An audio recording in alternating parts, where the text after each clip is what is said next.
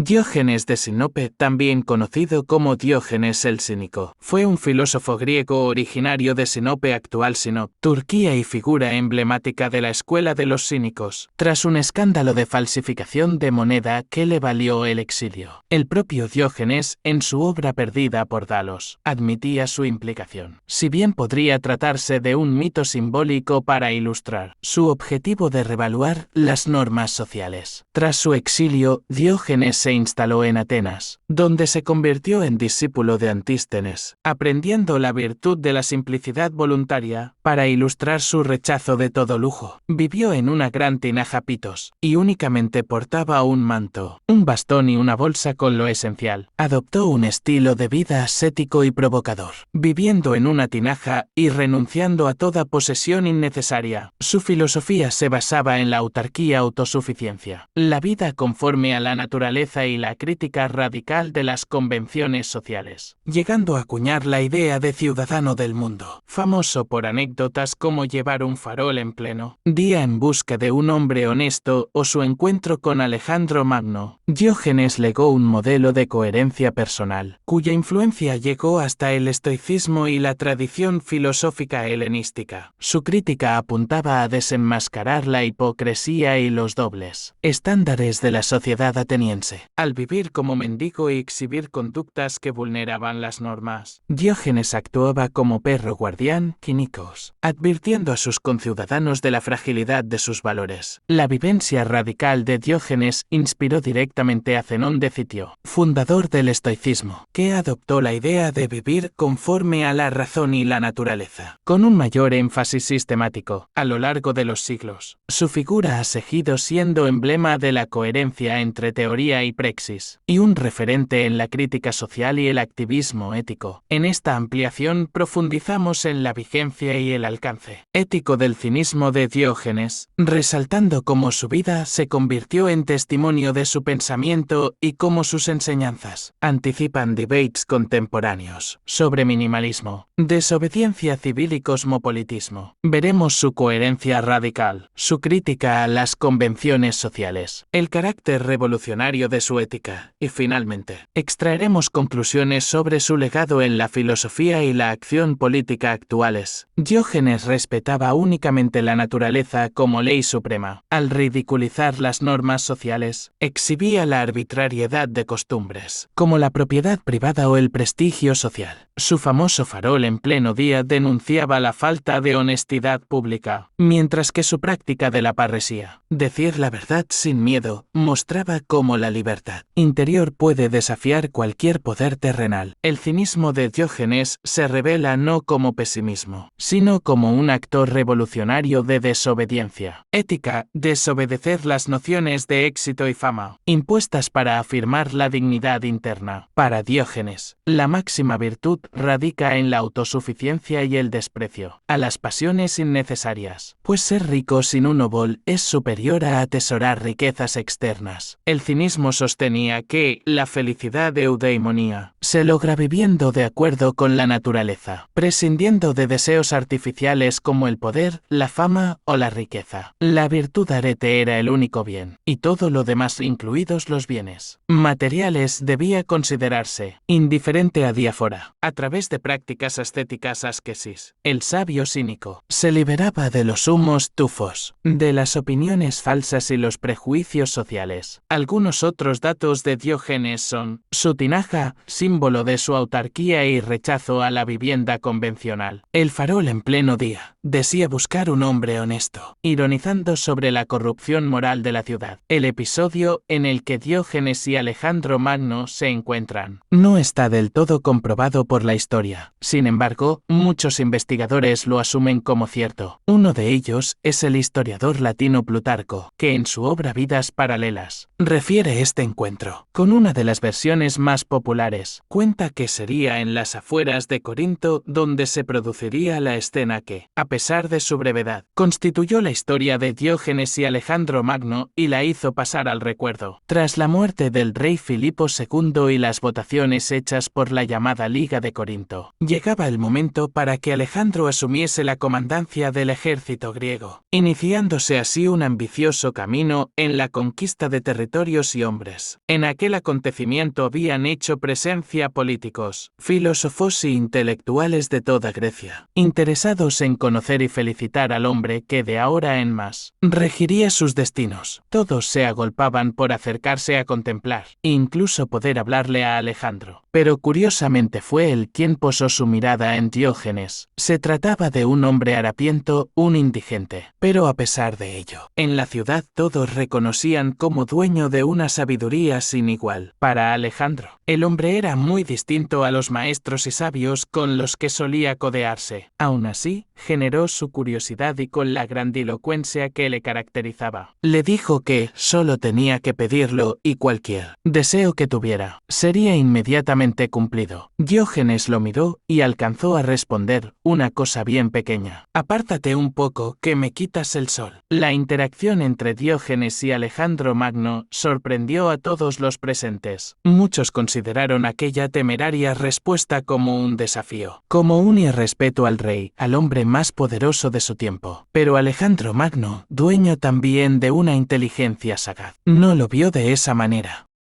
Fue tal la conmoción que le generó la respuesta de aquel hombre humilde que vivía entre animales y en la más absoluta pobreza, que su reacción fue de admiración. Diógenes no ambicionaba con vincularse en las altas esferas del poder político, militar o económico. Simplemente quería disfrutar sin interrupciones de los rayos del sol. Tan es así que Plutarco narra en la historia de Diógenes y Alejandro Magno que este último confesó a sus acompañantes luego del encuentro que, si no fuera Alejandro, de buen grado fuera Diógenes. Diógenes no dejó obras propias. Todo lo que se sabe de él proviene de la obra vi de Diógenes Laertius, que recoge anécdotas, dichos y rumores. En esa fuente se menciona un epitafio visto en Dion Macedonie, que le atribuye muerte por rayo, calificándolo de minstrel verdadero al estilo de Orfeo. Pausanias relata que su tumba se encontraba en el suburbio de Craneion, al este de Corinto, junto a la de la famosa cortesana Leis, rematada con una estatua de leona con un carnero. Síguenos para más videos, no olvides darle like y compartir.